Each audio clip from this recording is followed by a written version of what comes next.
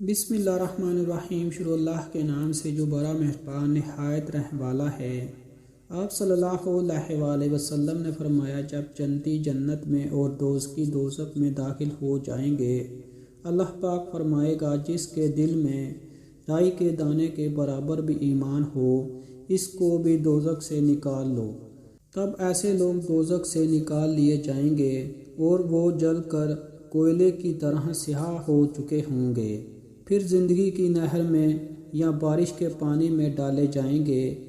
اس وقت وہ دانے کی طرح اگ آئیں گے جس طرح ندی کے کنارے دانے اگ آتے ہیں۔ کیا تم نے نہیں دیکھا کہ دانہ زردی مائل بیچ در بیچ نکلتا ہے؟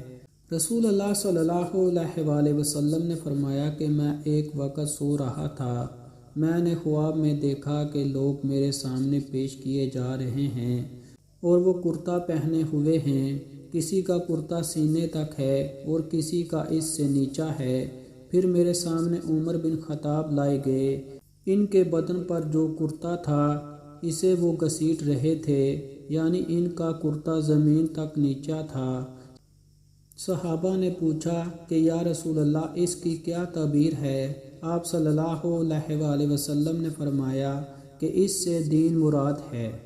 عبداللہ بن عمر رضی اللہ عنہ سے کہ ایک دفعہ رسول اللہ صلی اللہ علیہ وآلہ وسلم ایک انصاری شخص کے پاس سے گزرے، اس حال میں کہ وہ اپنے ایک بھائی سے کہہ رہے تھے کہ تم اتنی شرم کیوں کرتے ہو؟ آپ صلی اللہ علیہ وآلہ وسلم نے اس انصاری سے فرمایا کہ اس کو اس کے حال پر رہنے دو، کیونکہ حیا بھی ایمان ہی کا ایک حصہ ہے۔ سبحان اللہ۔